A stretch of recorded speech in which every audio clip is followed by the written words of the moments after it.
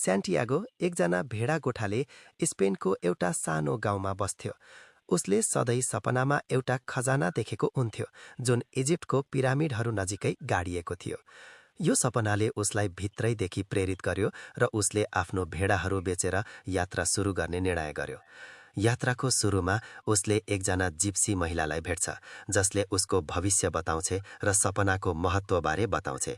पछि उसले एकजना ज्ञानी वृद्धलाई भेट्छ जसले उसलाई व्यक्तिगत लक्ष्य प्राप्त गर्नका लागि आवश्यक पर्ने मार्गदर्शन गर्छ।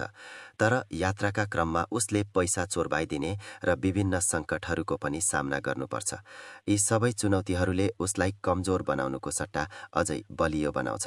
उसले क्रिस्टल पसलमा काम गरेर कमाएको पैसाले फेरि यात्रा सुरु गर्छ र अन्ततः अल्केमिस्टलाई भेट्छ।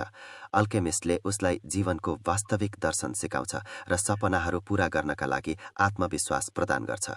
यी सबै अनुभवहरूले उसलाई पिरामिडसम्म पुग्न मद्दत गर्छ र अन्तमा उसले आफ्नो खजाना प्राप्त गर्छ।